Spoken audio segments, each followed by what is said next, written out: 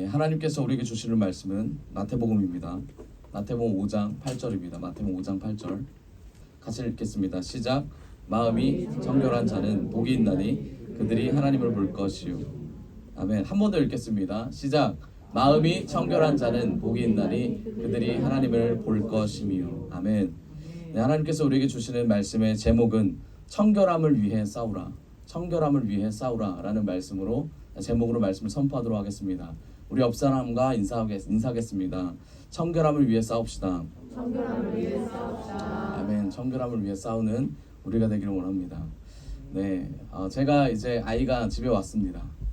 아이가 집에 와서 지금 열심히 고군분투 중입니다. 아이가 와서 이제 어른분들은 잘 아시겠지만 참 이게 어떻게 돼야 될지를 모르겠는 거예요. 네, 잠도 안 자고 우는 그 소리가 이게 먹는 거를 원하는 건지 아니면 잠을 못 자서 그런 건지 참 이게 참 어렵더라고요. 근데 이제 조금 알아가기 시작합니다. 그런데 제일 어려울 때가 언제냐면 아이가 이제 대소변을 볼 때가 가장 어려워요. 기저귀를 갈아야 되는데 애를 들고 화장실로 뛰어가가지고 이제 보채면서 애를 이제 기저귀를 갈아주기 전에 이제 씻겨야 되잖아요. 씻기는데 정말 안 씻으려고 막 그렇게 발버둥을 치는 거예요. 발버둥을 치면서 뭐라고 하냐면 그래 곧 끝나 괜찮아 다 좋은 얘기야. 근데 얘가 알까요? 전혀 몰라요. 울면 계속 울어요. 처음부터 끝까지 울기만 합니다. 그런데 이게 필요한 과정이니까 부모는 당연히 이 과정을 넘어가죠. 근데 아이는 모릅니다. 저는 이게 우리의 삶의 여정인 것 같습니다. 이 여정 가운데 하나님께서 우리의 삶을 돌아보시고 깨끗하게 하기를 원하십니다. 그런데 우리는 잘 몰라요. 그 과정이 때로 힘들고 그 과정이 때로 어렵습니다. 때로는 그 과정 가운데 이거 그만했으면 좋겠어 라고 생각하고 선포할 때가 있어요. 하지만 우리가 하나님의 시각으로 바라보고 하나님께 우리의 삶에 초점을 맞춘다면 지금 하나님이 내 삶에 개입하시는구나. 지금 하나님이 나와 함께 하시는구나. 지금 하나님께서 나에게 원하시는 게 있구나. 반드시 이 깊은 깨달음을 같이 누릴 줄을 믿습니다. 아멘. 네, 여러분 진짜와 가짜는 존재합니다. 그렇죠? 진짜와 가짜는 있어요. 진짜와 가짜가 있는데 삶에서도 우리가 봤을 때 저 사람은 진짜야, 저 사람은 가짜라고 하는 그 기준들이 있습니다. 네, 제가 이분법으로 진짜와 가짜를 나누는 것이 아니라 하나님 안에서 모든 것이 존재하지만 이 과정 안에서 우리가 영적으로 분별할 필요가 있다라는 것을 강조합니다. 영적인 세계도 진짜와 가짜가 있어요. 진짜와 가짜. 영적인 세계 어떤 게 진짜와 가짜가 있을까요? 예를 들어서 여러분 우리가 신앙생활을 하면서 하나님이 주신 복들이 있습니다. 우리가 방금 읽었던 이 마태복음 5장은 무슨 복이죠? 네, 산상수훈에 나오는 몇 가지 복입니까? 8복입니다. 8가지 복이에요. 이 8가지 복을 우리에게 주신 이유는 뭐죠? 하나님이 예수님이 천국에 대한 비밀을 알려주시고 너희가 누구의 백성이고 어떻게 하나님께 들어가고 하나님의 나라에 들어갈지를 알려주는 가장 귀한 은혜의 복이라는 겁니다. 그런데 우리는 이거를 진짜라고 받아들이지 않고 이렇게 하면 정말 될까? 정말 될까라고 고민을 하면서 이걸 받아들일 때가 있습니다. 그렇지만 우리가 팔복을 알기까지의 우리의 영적인 상태를 진단할 필요가 있습니다. 여러분 우리가 말씀을 듣고 말씀을 살아내고 말씀을 심겨서 열매를 맺는데 팔복이 나오면 너무 좋죠.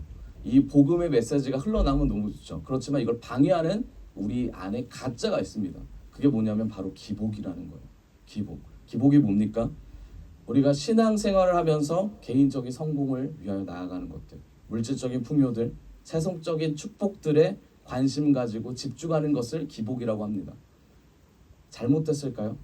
어느 부분은 잘못되고 어느 부분은 잘못되지 않았죠. 하지만 가장 하나님께서 원하시는 건 이걸 넘어서라는 것입니다.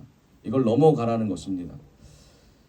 우리의 물질적인 사고와 우리의 관계 중심적인 사고와 하나님이 아닌 다른 것들, 내 중심적인 이 기복적인 사고에서 하나님 중심으로 가는 팔복의 사고가 되기를 원합니다. 우리 옆 사람 인사합시다. 하나님이 주신 복을 받읍시다. 아멘. 그래서 그 8가지 복 중에 제가 은혜를 받았던 그리고 같이 나누고 싶었던 이 8복 중에 하나, 마음이 청결한 자는 복이 있나니 그들이 하나님을 볼 것이요. 오늘 이걸 가지고 같이 나눠보도록 하겠습니다. 여러분, 그렇다면 청결은 뭘까요? 성경에서 말하는 이 청결. 제가 이제 선율이에 대한 얘기를 했지만 청결은 외적인 모습의 청결뿐만 아니라 내적인 마음의 청결, 내면의 청결함을 의미하고 있습니다. 당연히 성경이 말하는 건 내면을 얘기하고 있습니다. 그러면 이 내면이 청결한다라는 것은 어떤 부분이 어떻게 왜 청결해야 할까요? 이 질문이 우리에게 있어야 될 줄 믿습니다. 무엇이 청결해야 할까? 내면이라면 어떤 내면이 청결해야 할까? 우리의 성격이, 우리의 가치관이, 우리의 사고관이, 우리의 모든 일어나는 것들이, 바라보는 행동들, 태도들이 청결하다라는 말은 도대체 뭘까? 그 사람을 하나님께서 어떤 사람을 그 사람이라고 말할까? 그러면 어떤 사람이 청결한 사람일까요? 성경은 이렇게 말하고 있습니다. 청결은 마음의 중심이 하나님으로 가득 찬 자를 청결한 자로 보고 있습니다. 왜 그러면 우리가 이 마음의 중심에 청결함을 가득 차야 할까요? 하나님께서 말씀하신 이유는 바로 복을 주기 위함입니다. 청결한 자만 복을 받을 수가 있습니다. 아멘. 아멘. 청결한 자만 하나님이 말씀하시는 복을 누릴 수가 있습니다. 아멘. 청결한 자만 하나님 말씀하신 그 나라의 백성으로 살아갈 수 있습니다. 아멘. 여러분, 희망을 가지십시오. 저와 여러분들이 하나님의 말씀 앞에 굴복하며 청결한 마음을 가져서 우리 안에 예수 그리스도가 충만해져서 우리가 하나님의 자녀된 권세를 누리는 자가 되길 원합니다. 아멘. 우리 옆 사람과 인사합시다. 당신은 하나님의 자녀입니다. 당신은 하나님의 자녀입니다. 네, 하나님의 자녀들은 반드시 축복을 받을 수밖에 없습니다. 어떤 축복이든지 그 축복은 다 하나님의 축복입니다. 내가 잘 돼서 내가 잘나서 받는 게 아니라 하나님이 주시는 아주 큰 은혜라는 거예요. 그게 팔복의 핵심입니다. 우리가 노력해서 얻는 것이 아니라 하나님이 주시는 은혜가 바로 이 복이라는 겁니다. 그러면 기복의 의미와 팔복의 의미는 완전히 달라지게 됩니다. 그러면 이 청결함은, 이 마음의 청결함을 어떻게 받을 수 있을까? 궁금하죠? 참 이게 참 어렵습니다. 마음의 청결함은 마음을 닦습니까? 매일 보면서 내가 죄인입니다. 잘못했습니다. 이 부분도 맞습니다. 하지만 이것보다 더 중요한 게 있습니다. 마음의 청결함은 우리 마음속에 예수님을 초청해야 될 줄 믿습니다. 예수님을 초청하는데 거기서 끝나는 것이 아니라 예수의 보혈이 우리 마음에 심겨지고 뿌려지고 발라지는 사건이 반드시 존재한다는 겁니다. 예수님의 이 피의 가치와 이 능력이 우리 안에 있지 않으면 우리의 삶은 매일 쳇바퀴 같은 그런 삶이에요. 더 이상 나아지지 않는 것을 본인이 느끼게 됩니다. 영적으로 성장하지 못하고 영적으로 나아가지 못하고 괴롭고 지치고 힘든 삶을 살고 계시다면 하나님의 보혈의 능력을 경험하는 귀한 시간 되기를 원합니다. 아멘. 주의 능력이 우리가 살아야 될 이유가 무엇인지를 알려줄 뿐만 아니라 방향과 가치와 모든 것을 정해주는 것이 바로 보혈의 능력입니다. 아멘. 할렐루야. 아멘. 아멘. 성경에서 영을 가지고 말할 때 푸뉴마라고 합니다. 헬라어로 푸뉴마예요. 그거를 심령과 마음이라고 번역합니다. 푸뉴마를. 근데 이 푸뉴마에 헬라어로 관사가 붙으면 어떤 말이 되냐면 성령이라는 말이 됩니다. 그리고 이걸 다른 말로 하면 진리라는 말이 돼요. 그럼 푸뉴마는 성령과 진리라는 말로 바뀌게 됩니다. 푸뉴마를 이 지금 관사가 붙은 이 푸뉴마, 성령과 진리를 가진 사람을 성령의 사람이라고 말을 합니다. 그럼 우리는 이미 성령의 사람이라는 거예요. 근데 이 성령의 사람이 가진 마음이 있습니다. 여러분, 성령의 사람이 그냥 되는 게 아니라 하나님이 칭한 이마고데이, 하나님의 형상으로 만들고 그 안에 하나님이 마음을 심겨주세요. 그 마음은 하나님의 성령의 사람만이 가질 수 있는 마음이에요. 그 마음을 뭐라고 하냐면 카르디아라고 그래요. 카르디아. 헬라어예요. 카르디아. 그러면 성령의 사람이 가지는 마음이 카르디아니까 결국 뭐야? 이 마음이 하나님의 마음으로만 나오는 거죠. 그럼 여기서 진짜와 가짜가 나뉘고 또 어떤 일이 일어나냐면 단계가 일어나는 거죠.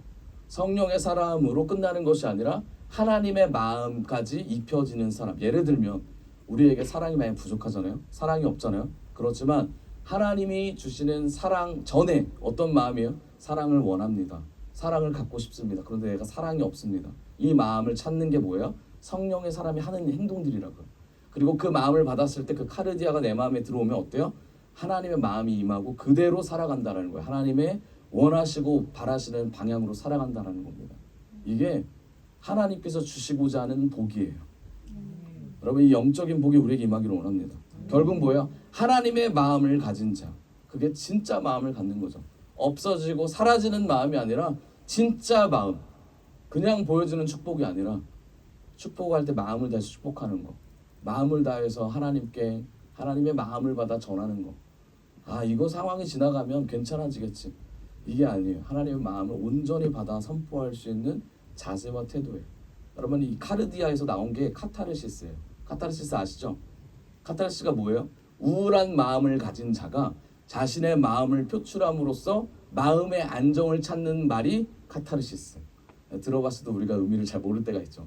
이게 카타르시스. 그러면 뭘 얘기하고 싶냐면 카르디아와 카타르시스. 카르디아는 하나님께 주시는 마음, 카타르시스는 하나님이 주신 마음을 변형시켜서 나오는 가짜. 카타르시스는 성경적인 의미가 아닙니다. 어떤 의미예요? 심리학에서 사용합니다. 마음의 위안과 평안, 하나님보다 사람이 중심이고 관계가 중심이고 너 자신을 믿어라.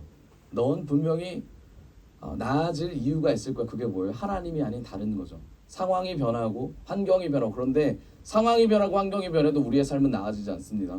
상황이 변하고 환경이 변하고 우리 마음이 바뀌어야 돼요. 우리 마음이 하나님의 마음, 사랑의 마음으로 바뀌어야 될 줄 믿습니다. 아멘. 이 카르디아가 또 어떤 마음, 어떤 게 있냐면 마음이잖아요. 마음인데 성경은 마음을 뭘로 보냐면 땅으로 봅니다. 할렐루야. 마음을 땅이에요. 그래서 CBU에 보면 어떤 일이에요? 마음을 정결하게 하고, 이게 다 하나님의 나라에 가는 사람들의 마음밭을 얘기하는 거잖아요. 마음은 결국 땅을 얘기하는 거예요. 땅, 하나님의 나라, 열매를 맺는 그 땅, 우리의 마음에 뭐가 심길지에 대한. 그래서 하나님의 말씀이 심겨지면 이 카르디아의 마음에 심겨지면 어떤 일이 일어나요? 하나님의 열매를 맺게 되는 거예요. 결국 이 마음에 뭐가 와야 돼요? 예수 그리스도가 가득 차야 합니다. 예수님의 보혈의 능력이 우리 마음을 정결하고 청결하고 깨끗하게 해야지만 결국 이게 넓어지고 깊어지고 찢어지고 하나님의 마음이 흘러갈 줄을 믿습니다. 잠언에 이런 말씀이 있죠. 4장 23절, 모든 지킬 만한 것 중에 더욱 네 마음을 지켜라. 생명의 근원이 이에서 남이니라. 아멘. 할렐루야. 두 번째 밤을 새고 있는데, 지금 이틀째 밤을 새고 있는데, 지혜 사모랑 어저께 이제 밤을 새면서 어떤 일이 일어났냐면, 제가 지혜 사모 좀 쉬라 그랬어요. 그리고 제가 애를 보는데 얘가 갑자기 엄청 우는 거예요. 그래가지고 엄청 울어서 얘가 배고프구나. 그래서 이제 가서 배고프니까 뭘 가져와요? 젖병에다가 제가 이제 아이템이 없으니까 젖병에다가 분유를 타가지고 이렇게 줘야 되잖아요. 근데 젖병이 닫혀 있는 거예요.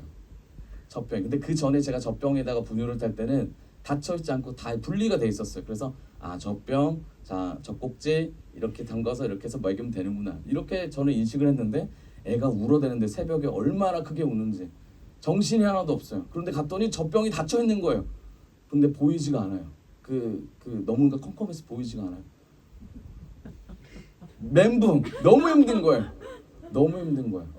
그 상황에서 애는 울어대지 몇 미리를 타야 될지 모르겠고, 나중에 이제 해보시면 알겠지만 정말 머리까지 갑자기 화가 나는 거. 뭐해? 젖병에. 이 애 우는 것이 아니라 젖병에 화가 나는 거야. 그래가지고 젖병을 어떻게 해든지 막 했는데, 해가지고 하는데 안에 있었던 지혜 사모 나와가지고 저한테 상냥한 말이지만 그 말이 가시들이 있잖아요. 왜 애가 우냐, 그 말이 저는 좀 그렇잖아요. 그래서 저도 이유가 있죠. 젖병을 이렇게 해놨으면 이렇게 해라. 그래서 한마디를 했어요. 젖병을 원래대로 해놔야지, 이렇게 얘기했어요. 새벽에. 짜증을 낸 거죠. 저도 그 애가 우는데. 그러고 나서 제가 이제 끝나고 나서 일이 다 끝나고 나서 이런 말 했습니다. 미안해. 미안해. 근데 제가 되게 조그맣게 말했어요. 미안한 말이 정말 커야 되는데 조그만 마음밖에 없더라고요. 그리고 나서 한마디 뒤에 붙였습니다. 다음부터 우리가 할 때는 좀 서로 대화를 해가지고 하자, 이렇게 말을 했어요. 근데 그리고 이제 넘어갔는데 서로 마음에 앙금이 없지 않아 있잖아요. 부부의 그 앙금이 좀 있었어요. 그래서 오늘 아침에 이제 앉아가지고 무슨 얘기를 했냐면 이런 말을 했어요. 내가 화를 내도 진심이 아니야. 그리고 당신이 화를 내도 진심이 아니라는 건 알고 있어. 우리가 이 단계를 잘 넘어가서 우리가 여기에서 승리하는 귀한 부모가 됩시다. 이제 그랬어요. 이렇게 선포를 했어요. 그리고 나서 다시 앉아가지고 뭐라 그랬냐면, 그래도 서로가 상처되는 말 주지 말고 최선을 다해서 배려를 해보자. 생각해보니 제가 못 찾을까봐 젖병을 배려해가지고 조립해놓은 거예요. 그냥 뽑기만 하면 되는 거였어. 근데 저는 그 배려를 받아들일 마음이 없었던 거예요. 왜냐하면 제 생각이 있었으니까. 여러분, 각자가 가진 생각들이 있어요. 삶을 살면서 이게 좋다 저게 좋다 할 수 있어요. 하지만 우리의 마음은 뭐가 돼야 되냐면, 모든 중심은 하나님 중심이 돼야 돼요. 제가 자칫하면 아이 중심이 될 수 있어요. 아이가 이러니까 많이 울잖아. 그게 아니에요. 이 단계를 통해서 하나님의 중심을 가기를 선포하는 귀한 가정이 됩시다. 역사가 됩시다. 그게 우리가 할 일 아니겠습니까? 제가 이 고백을 했습니다. 여러분, 마찬가지예요. 우리 모두 환경 가운데 예수님의 마음, 이 카르디아가 우리 안에 임할 때 우리의 삶의 환경 가운데 임하시는 하나님을 볼 줄을 믿습니다. 그 가운데 하나님께 선포할 줄을 믿습니다. 하나님, 너무나 힘들어요. 하지만 하나님, 이 과정을 넘을 수 있는 은혜를 주시옵소서. 내 마음을 지키라. 내 마음을 지키라. 뭐가 와요? 생명의 근원이 여기서 오미니라. 할렐루야. 마음을 지키려고 고백하는 순간 생명이 흘러가는 것을 누리게 되고 알게 됩니다. 그럼 뭐예요? 마음에 누가 들어가야 돼요? 예수님이 들어가야 되고, 마음에는 반드시 생명이 들어가야 될 줄 믿습니다. 아멘. 모든 것의 결정은 마음이 한다라는 거죠. 여러분, 마음이 가는 대로라는 삶이 있습니다. 하지만 이 마음이 가는 대로가 아니라 이 마음에 예수님을 품은 마음, 예수님이 가는 대로 살기를 원합니다. 네, 우리 옆 사람과 인사합시다. 예수님이 가는 대로 삽시다. 예수님이 가는 대로 삽시다. 네, 사무엘상 16장 7절에 여호와 하나님께서 말씀하십니다. 여호와께서 사무엘에게 이르시되 그의 용모와 키를 보지 말라. 내가 이미 그를 버렸노라. 내가 보는 것은 사람 같지 아니하니 사람은 외모를 보거니와 나 여호와는 중심을 보느니라. 아멘. 주님은 중심을 보십니다. 여러분, 사단은 이 중심을 보는 걸 흐트러요. 그래서 이 중심에 몰라요? 마음의 안에 몰라요? 감정을 넣습니다. 마음 안에 감정을 넣고 마음 안에 참 어려움을 줘요. 마음 안에 생각도 넣고, 마음 안에 뭘 줘요? 돈도 넣고, 마음 안에 육신적인 사랑, 관계, 부모님께 받고 싶은 인정, 이걸 넣습니다. 명예를 넣고요. 이게 우리가 영적으로 분별해야 될 줄을 믿습니다. 반드시 여기서 승리해야 내 안에 어떤 마음이 있는지, 어떤 마음이 내가 하나님과 연합하지 못하는지를 알게 됩니다. 네, 이제 카페팀이 며칠을 이제 거의 밤을 새가지고 열심히 하나님 나라에 이바지하려고 노력을 했어요. 네, 제일 중심이 되고 있는 이제 분은 우리 또 셰프 우리 한주연 자매님입니다. 지금 눈물을 흘리려고 지금 네, 오늘 또한 일을 해야 되거든요. 오늘 마지막인데 참 네, 귀한 자매예요. 귀한 은혜로 하나님께 나아가고 있는데, 제가 주연 자매가 이걸 준비하면서 마음에 되게 힘듦이 있었어요. 마음 힘듦이 뭐냐면 몸의 힘듦이 가장 컸고, 그 마음의 힘듦은 본인밖에 할 수 없는 그 힘듦. 그러면서 이 생각보다 일이 지체되는 것들, 그리고 늦게까지 와서 뭔가를 해야 되는 것들, 분명히 마음의 힘듦이 있을 거예요. 그런데 어떤 일이 있었냐면, 빵을 걷는데 쉽게 말해서 빵이 망했어요. 네, 빵이 잘 안 됐어요. 잘 안 나왔어요, 생각보다. 그래서 팀장이었던 상우 형제가 전화가 왔습니다. 목사님, 이런 부분 때문에 빵이 잘 안 나왔어요. 그래서 빵이 잘 안 나온 대로 이렇게 나가야 됩니까? 물어봐서 빵을 다시 만들도록 하여라 그랬어요. 그 마음을 듣고 분명히 힘들었을 거예요. 마음이 어려웠을 거예요. 그러면서 뭐라고 하냐면, 그 빵은 다시 만들기로 해서 만들었어요. 그런데 제가 뭐라 그랬냐면, 포장을 하다가 10개를 담기로 했는데 만약에 10개 중에 하나가 부러지면 어떡하냐, 하나가 뭔가 이 상품성이 떨어지면 어떡하냐, 그러니까 10개 중에 10%를 더 만들어라. 제가 그렇게 제안을 했어요. 근데 생각해보니까 10% 갖고는 안 될 것 같은 거예요. 그래서 20%로 올렸어요. 그러면 100개를 뽑으면 20개를 더 뽑아야 되고, 200개를 뽑으면 40개를 더 뽑아야 되는 거죠. 그래서 상우 형제한테, 주연 자매한테 전해줘라 라고 말을 했어요. 저희도 체계가 있으니까. 근데 주연 자매가 뭐라고 하냐, 이런 말을 했어요. 나도 영혼이다. 상우 형제가 저한테 전화가 왔어요. 주연 자매가 영혼이라고 말을 한다. 제가 상우 형제한테 뭐라 그랬냐면, 영혼의 마음을 힘들게 하면 안 되죠. 자, 그러면 우리가 없던 일로 하자. 제가 바로 그 얘기를 했어요. 여러분, 하나님의 마음이 바로 이런 것 같아요. 뭐냐면 우리가 힘들어요. 근데 하나님, 저 정말 힘든 영혼이에요. 정말 제 마음이 이걸 하고 싶은데 제 의지와 뜻대로 이 마음대로 가지 못해요. 너무나 힘들어요. 마음 아파요. 분명히 그 마음이 있었을 거예요. 제 몸이 이거 안 따라주고 너무나 어렵습니다. 그러면 하나님이 반드시 이 과정에서 우리를 이끄실 줄을 믿습니다. 그냥 막연하게 그냥 내가 나 안 해, 싫어, 내가 시간이 어디 있어, 내가 여기 그냥 혼신하는 건데 내가 돈 받고 하는 거야, 막 이런 마음 분명 없었겠지만 네. 목사님 말만 하면 되고 분명 히 그런 마음 없었겠지만 네. 그렇지만 하나님께서 말씀하시고자 하는 내용은 바로 그거죠. 하나님, 저도 영혼이에요. 하나님 제 마음을 봐주세요. 제 마음에 주님 예수님 거하는 이 마음에 예수님이 거할 수 있도록 저희 마음을 지켜주세요. 이게 우리의 삶에서 하나님께 고백해야 될 메시지인 것 같습니다. 그럴 때 반드시 성령님을 통해서 상황을 만드시고 그 과정에서 하나님이 우리를 탄탄하게 하시고 든든한 지원으로 우리를 이끄십니다. 여러분, 그걸 느끼신다면 잘하고 계신 거예요. 잘 나아가고 계신 거예요. 근데 요즘 세상은 그렇게 말하지 않습니다. 야, 너부터 챙겨.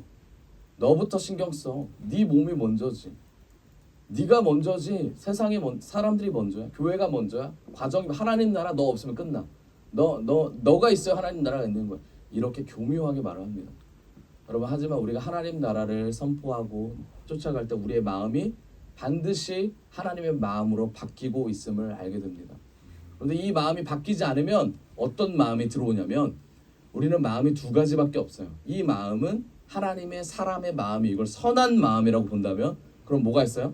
악한 마음이 있겠죠. 그 악한 마음은 우리 마가복음을 보죠. 마가복음 7장 15절.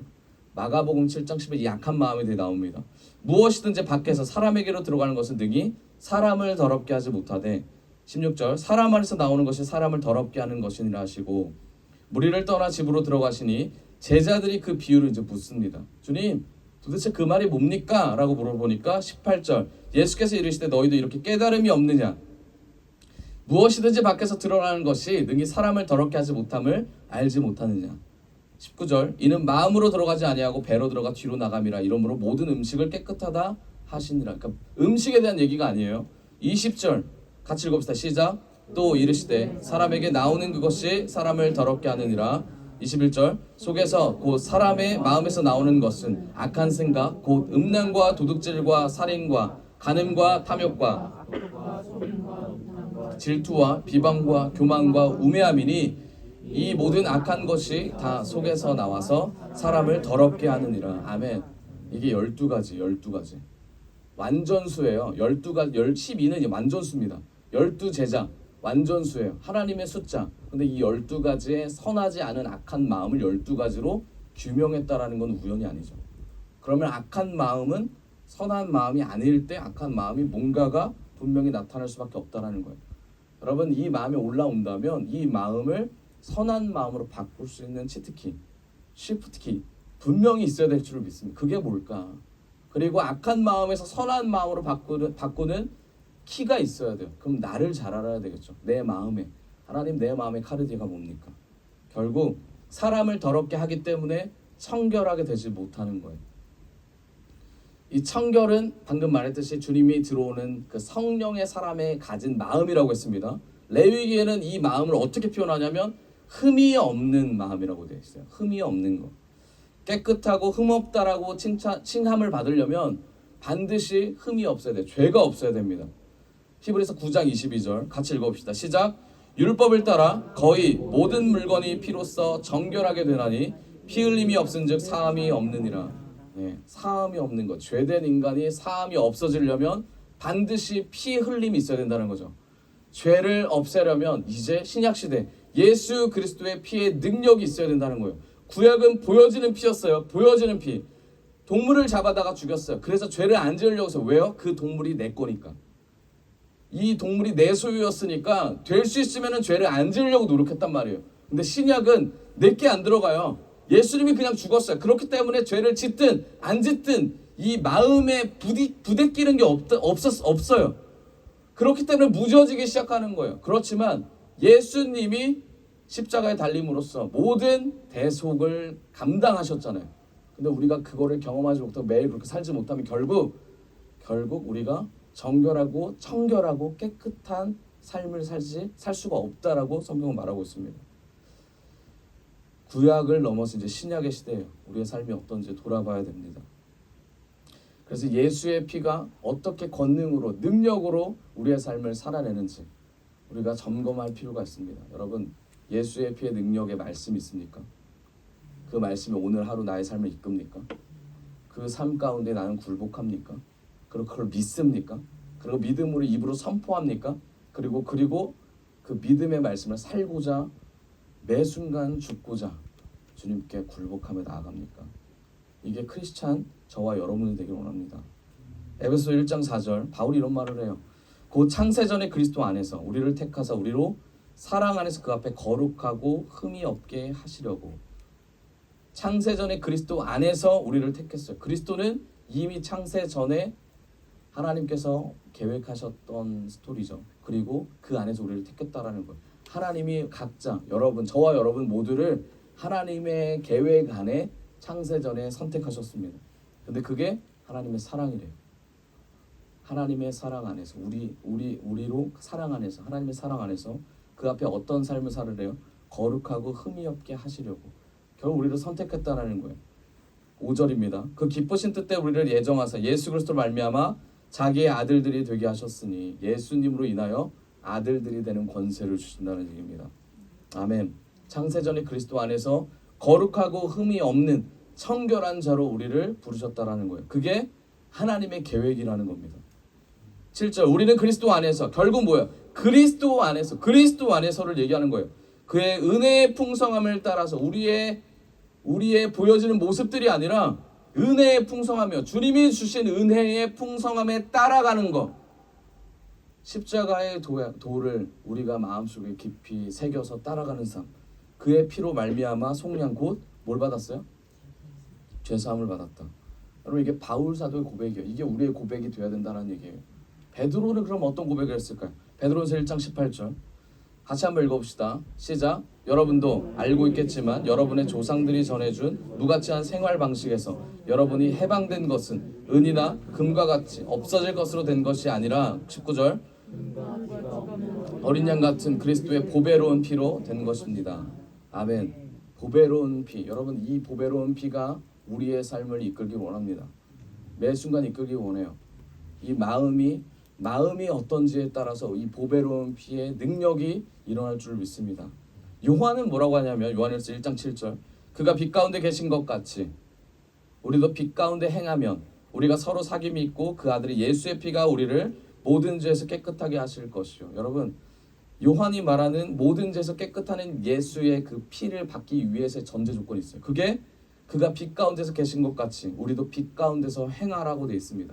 아까 말씀드렸듯이 성령을 쫓아가기를 결단하고 선포하는 그 순간 우리가 이 카르디아를 추구하는 마음과 자세와 태도로 변하게 됩니다. 그러면 주님과의 사귐이 반드시 나타나고 그 가운데 하나님께서 우리의 마음에 단단함을 주시고 보배의 은혜로 우리에게 능력을 행할 줄을 믿습니다. 그게 성령의 능력이죠. 그럴 때 그 아들의 피의 존재와 가치와 은혜가 우리에게 부어지고 우리는 아들의 권세로 살아가는 거예요.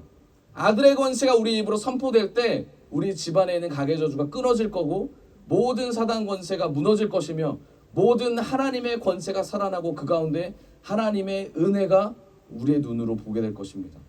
여러분 이제 추석이에요. 추석 가운데 우리가 뭘 선포해야 되겠습니까? 뭘 전해야 되겠습니까? 귀한 하나님이 주신 우리 교회에서 함께한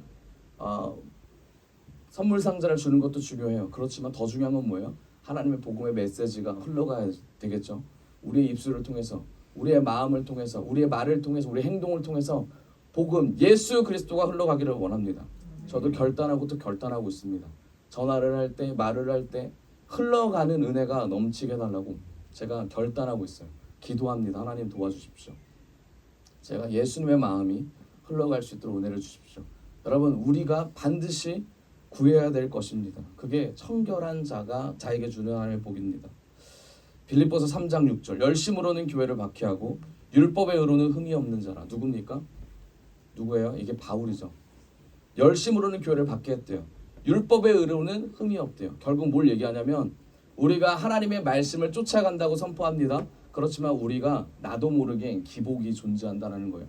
내가 열심으로 하나님 헌신하며 나아갑니다. 하지만 내 안에 예수 그리스도의 온전한 이 카르디아의 마음이 없으면 어떤 일이 생겨요?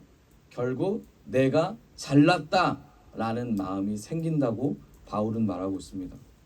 그런데 이게 본질이 아니죠. 본질은 뭐예요? 내가 부족하구나, 내가 연약하구나, 내가 본질이 없구나, 예수님이 없구나, 이게 선포하는 말이죠. 사울이 9장 8절에 9장에 예수님을 만납니다. 그렇죠? 다메섹 도상에서 하나님의 사람을 잡으러 가다가 사울이 예수님을 만나요. 그리고 예수님께 고백합니다. 예수님이 뭐라고 하십니까? 사울아 사울아 네가 박해하는 나다, 예수다라고 말합니다. 그리고 나서 사울이 나중에 그 소리를 듣고 엎드립니다. 눈이 멀어요. 그리고 눈을 떠요. 9장 8절 보시면 사울이 일어나 눈을 뜹니다. 눈을 떴으나 뭐합니까? 아무것도 볼 수 없었다. 그래서 그는 같이 가던 사람의 손으로 이끌려 다마스커스로 들어갑니다. 눈을 떴으나 볼 수 없는 상태였다라는 거예요. 외적인 모습을 볼 수가 없어요. 왜요? 하나님의 빛에 눈이 멀었기 때문이에요. 그런데 중요한 게 있습니다.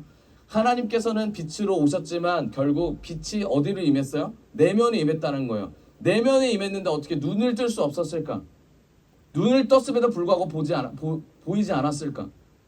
결국은 내면의 빛이 강하게 임하는 그 순간 우리가 보던 모든 세상이, 그리고 내가 추구하던 모든 가치 있는 물질적인 것들이, 그리고 생각들이, 관념들이 다 거짓이고 사라지고 없어질 거라는 것을 우리는 알 수 있다라는 거예요. 그리고 와서 9장 17절, 그래서 눈이 먼 이제 사울에게 아나니아 갑니다. 성령의 음성을 들어서 아나니아에게 가요. 아나니아는 그 집을 찾아가 사울에게 손을 얹으면서 말해요. 사울 형제, 오는 길에 당신에게 나타나셨던 주 예수님이 나를 보내 당신의 눈을 뜨게 하고 성령을 충만히 받도록 하셨습니다. 사울이 들었을 때 어때요? 아, 내가 보이지 않는 눈이 떠지는구나. 이제 사물이 보이는구나. 근데 하나님께서 원하셨다는 건 뭐예요? 보이지 않는 눈이 떠지는 게 아니에요. 사물이 떠지는 게 아니에요. 18절. 즉시 사울의 눈에서 비늘 같은 것이 떨어져서 나가고 그는 다시 보게 되었다. 이게 무엇을 의미합니까? 세상을 보는 눈의 관점이 달라졌다라는 거예요. 모든 가치관과 모든 정체성이 하나님의 정체성으로 바뀌었다라는 거예요. 육의 것이 보이지 않는다고 해서 영의 것이 충만해졌다라는 것이 아니에요. 결국 뭐예요? 영의 것으로 충만해져야 육의 것도 제대로 세팅돼서 볼 수 있다는 겁니다. 여러분, 우리의 삶은 하나님이 주관하세요. 하나님이 이끄세요. 하나님께서 살아계셔서 우리의 삶 가운데 역사하고 계신다라는 거예요. 이 역사를 우리가 인정하지 않고 매 순간 그냥 내가 오늘 교회 가는 날이지, 내가 오늘 가서 모레 나 힘들어 빨리 와야지, 이 마음이 아니라 하나님을 만나고자 하는 마음으로 가신다면 결국 이 삶에서 하나님이 우리의 삶을 역사하실 거예요. 누구를 통해? 하나님의 사람들을 통하여. 여러분, 하나님의 사람들을 만나기를 추구하세요. 하나님을 만나기를 원하세요. 하나님이 우리 안에 있기를 원하세요. 그러면 예수 그리스도를 쫓아가는 하나님의 군대들을 만나게 될 줄을 믿습니다.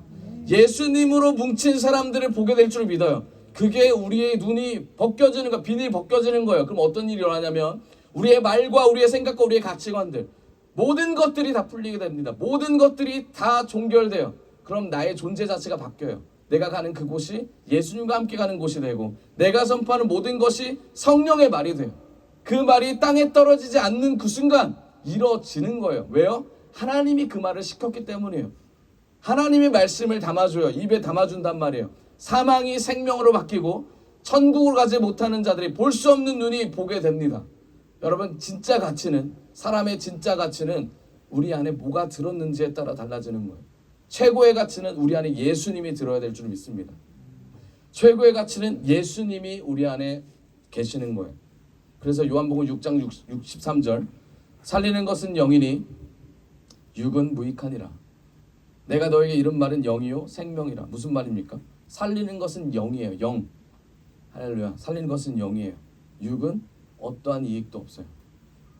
내가 너에게 이른 말은 영이요. 누가 말씀하시는 거예요? 예수님 말씀하시는 거예요. 그리고 그게 뭐래요? 생명이래요.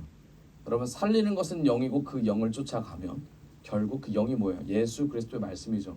그 말씀을 쫓아가면 그 말씀이 생명이 돼서 나의 삶을 이끈다. 뭘 말하는 거예요? 말씀 가진 자가 되는 것을 넘어서서 생명을 선포하는 자, 살리는 자가 되라는 거예요.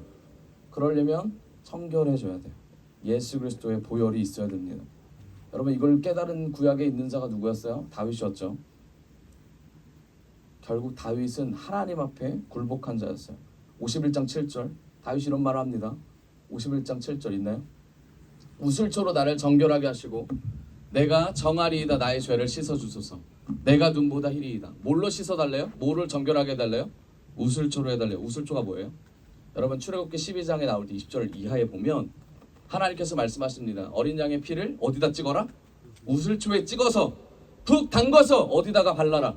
문지방에 발라라. 여러분 문지방에 바르라는 거는 너만 구원한다는 게 아니라 너와 관련된 모든 가족이 다 구원을 받을 것이다 이거예요.